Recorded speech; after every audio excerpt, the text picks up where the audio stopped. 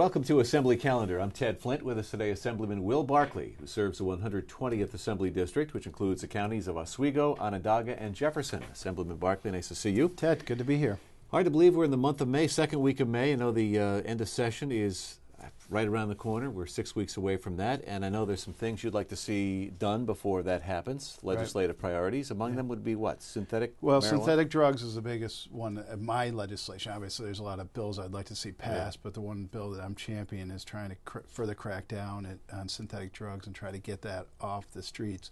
A couple of years ago, we had a big outbreak in Oswego County and in Onondaga County, the two of the counties I represent. It died away a little bit. The feds came in, cracked down on it a little bit, and the state health commissioner came down and put some regulations out that kind of knocked it down a bit.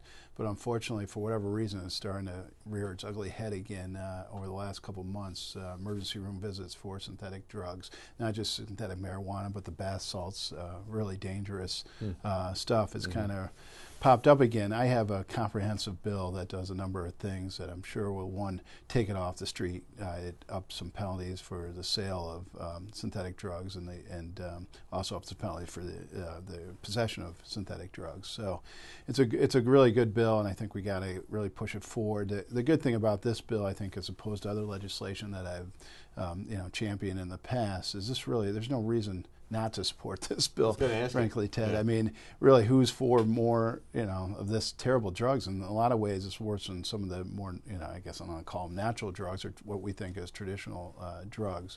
One of the problems we've had with synthetic drugs, frankly, is the fact that because they're synthetic, the formula can be changed very easily by anyone who's making this thing. So, for instance, now we have a controlled substance list, which lists all the formulas of the drugs that are outlawed. The synthetic drugs, they can just change the formula slightly, and then it's no longer on the synthetic drug list, and they can go out there and sell it. So, yeah, it really has been. And again, to the governor's credit and to the Commissioner of Health, a number of years ago, they cracked down on it for, it's just calling it a public health risk. It's not a criminal thing, but at least it can provide some tools for government to crack down on it. I'd like to criminalize it further and also allow the Commissioner of Health to automatically put these drugs right on the controlled substance list instead of having to get legislation to continue to put them on the controlled substance list. So every time they change that formula, however slightly, bam, the Commissioner of Health can put it on the controlled drug list, and all of a sudden it will become an illegal substance. How is a synthetic drug taken? Ingested? I guess it can be done all sorts of ways. I mean, I think some of the ones that smoked very often, but it is also ingested, I think. And for a while, they were advertising this drug as, bath salts was one of them. I guess you poured it in your bathtub, and it just got into your bloodstream by soaking it up in the water. But and they advertise it as shoe deodorant. We've seen packages where it's kind of a con. Everybody knows what it's exactly for, but they try to get around false. They obviously can't sell it, advertise it as a drug. So this is one way they get around it, and that's another part of my bill to crack down and up the penalties for false advertising of these synthetic drugs. Do you think the stiffening of penalties will make it hard to swallow for your colleagues across the aisle? Or? What's really been frustrating, Ted, is I can't get a good read on why they can't support this legislation. I'm willing to amend the legislation. I've shopped it to a number of members on the other side of the aisle. I think they are very often more concerned with the criminal than they are with the victim, tragically. I don't know if this is always the case here with the synthetic drugs, but they are against any kind of increase in penalties. But even putting that aside, the increase in penalties, I'd be willing to negotiate or compromise on that. But why not just get it so that it is strictly outlawed by state law? I mean, then we can worry about what's an appropriate penalty or not. But what I know is, unfortunately, I've had a few deaths in my area that are directly related to the use of synthetic drugs. And I know for whatever reason, Syracuse area now, along with New York City, there's been a big spike. And we gotta act on this. This is really a very big problem. It's a problem for for obviously young people in our area, and I think a lot of people just think it's safe, because it's so available. That's the danger, yeah. On the minimum wage, that's the issue du jour. Pardon me. How many times has this passed the Assembly? It just seems like 3 or 4 times this session alone, but I know that's not the case. The Senate has not done it, though. Yeah, thankfully that hasn't happened. It seems like some respects, this little political rhetoric that they're putting out there. There's a base, particularly in the city, that is very supportive of the minimum wage. So the Assembly figures, we don't know if this is going to become law or not, but let's just put it out there and try to put pressure on the state Senate and Republican-run state Senate. I've been opposed to the increase in minimum wage. Obviously, I want people to earn as much as they can earn, but I'm worried when you try to dictate wages through government fiat, it ends up losing jobs, and I think there's a lot of studies out there that indicate that that's exactly the case. Now, that being said, New York already has one of the highest minimum wages also in the country. We have a federal minimum wage, which I think is $7.25 or something in that area. New York State's at $8.50. The bill that the Assembly passed, now granted it's only for the city, Nassau County, I think Westchester, Suffolk, I think, counties, that would eventually get it over a 3-year period up to $15 an hour. And a lot of my colleagues on there said, Al got up and said, this is not even going to be enough to support a family at $15 an hour. What is interesting about this, so I don't know where they think this money is coming from. It's usually coming from the consumer. You raise the minimum wage on one side, it's going to raise prices on the other side and make things unaffordable. And the other real concern, they keep referring to McDonald's isn't going to go anywhere. Walmart, why are we subsidizing Walmart? Maybe that's all true. Maybe Walmart could afford to pay higher wages. Maybe McDonald's could, but I don't know the answer to that. I know like a McDonald's will probably automate and get rid of jobs and try to save so they can continue to sell their food at lower prices. The real problem I have, and particularly upstate where I live, a lot of these small businesses, Ted, are operating on very, very thin margins. And it's not like they got millions of dollars that they're just, keeping to themselves and living high on the hog. They're barely getting by themselves. And so when you have 3 or 4 employees and you raise the minimum wage, all of a sudden your labor costs go up 25, 30%. You're going to have to make a tough choice, and ultimately it usually ends up, I'm sorry, I got to fire you because I can't afford to pay you anymore. So there seems to be a real disconnect from some of my colleagues, particularly from the city, of how the economic system works and the economic situation, particularly in upstate New York, that we just can't keep mandating different, this is a wage mandate on businesses and think there's not going to be consequences to us. There's not one big pot of gold out there somewhere, Ted, that, these business owners are just, getting out of. There's consequences when you try to make these types of rules. And we always, I think, need to do a balancing act. And some rules, we want to protect workers. We want workers to, be able to make a living and have live the American dreams. But at the same time, we want to make sure there's opportunities out there for these workers.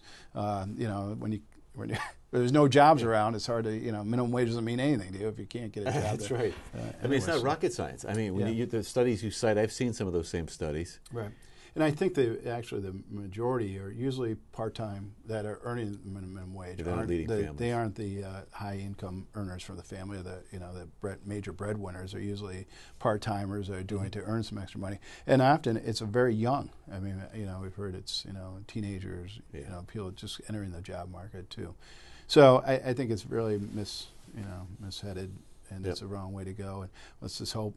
We'll see what goes on. We've got some excitement right now in the Senate, but hopefully it'll continue not to go anywhere in the Senate so it doesn't become law.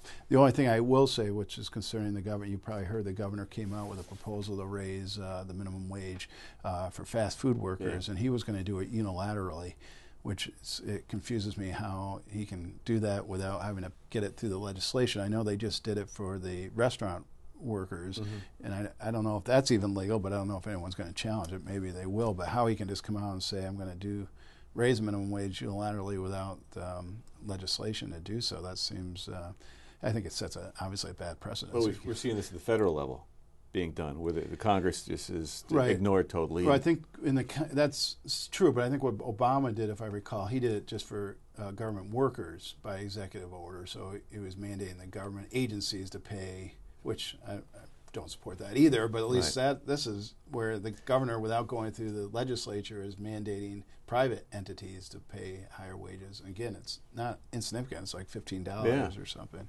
One of your colleagues said to me recently that the governor's got this newfound authority. It was ceded to him by this legislature, the Assembly and the Senate. It was in one of the budget bills. Is that right? Yeah. you know, who knows? These budget bills, sometimes you only have a few right. little time to read it, and no one knows the consequences until well afterwards. So I hope that's not the case. We have to look and see, you know, what the legal basis the governor is proposing to do this in. But it's a wrong, regardless of the legal, whether he should go around the legislature or not, I think that's a whole other issue. But from a policy standpoint, I'm convinced it's the wrong thing to do. You mentioned the Senate, some fireworks there as we record this program. The leader of the Senate may not be the leader come the end of the day. Yeah, it's a really tough situation there. There's really the last real strong upstate voice we have is in the New York State Senate. Obviously, there's been some unfortunate circumstances surrounding the current President Pro Tem of the Senate, Dean Skelos.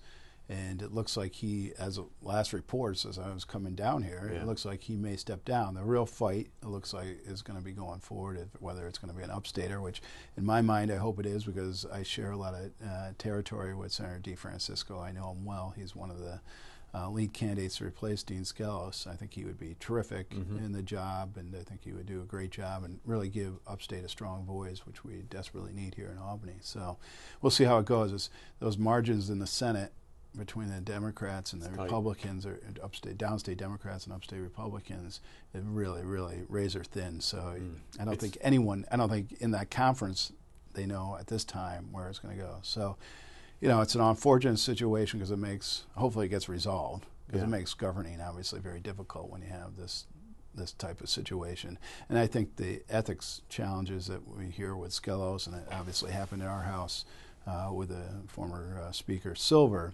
is really tragic, because I think, you know, the public's trust in state governments probably after these two things, I would suspect, is at an all-time low. And I think that's not good for the system. It's not good for New York State. So we got to I don't have great ideas, but somehow we got to work on restoring trust. And, you know, this is just another setback in that. But how effective is J-COPE and some of these other reforms? How effective have they been? So I don't think they have been all that effective. I mean, some of these things are different ethics challenges. I mean, some have been for self-enrichment, some have been for, you know, campaign filing, some have been sexual harassment things. So it really has spanned the gamut of what some of the challenges have been ethically in Albany. I think one of the things, though, we do have to focus on what's wrong. I know there's a lot of so-called, or they call themselves, good government groups out there, and there's some interest groups pushing for a full-time legislature, which, you know, as far as I can see, the majority, when I did a breakdown of all the people that have been convicted of felonies out of Albany, is very, very rarely, maybe, you know, at the most 5% of all these, and there's been a lot of people convicted of felonies, as somebody related to outside income. It's mostly done, you know, blatant bribes, influence peddling, which I don't think makes a difference if you have outside income or not. Or some of it's actually been, you know, as I said, sexual harassment type situations, which have been unfortunately too prevalent too.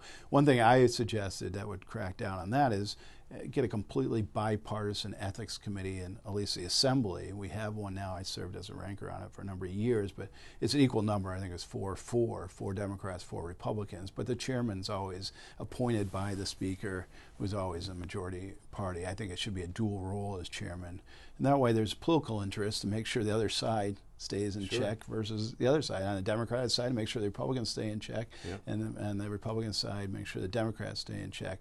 Currently, it's weighted towards the majority party, which is the Democrats, you know, and they're going to protect their own while attacking the Republicans. And I saw that, unfortunately, when I was on the Ethics Committee, and I just think there's an easy reform. That's how it's done in Congress, and not that we want to set up Congress as this great system that we should do as a model, but they have had some pretty strong ethics committee work there, where they've, you know, people felt the consequences of their action because of an investigation done by the ethics committee, and I'm not so sure that's happened here on the state level. And I think those are easy reforms that we could do, but of course it takes a speaker to cede some power in order to do that. There you go. That's the challenge. Assemblyman Will Barclay, we're out of time. Thank you very much for joining us, and thank you out there for tuning in to this edition of Assembly Calendar. We'll see you soon. I'm Ted Flynn.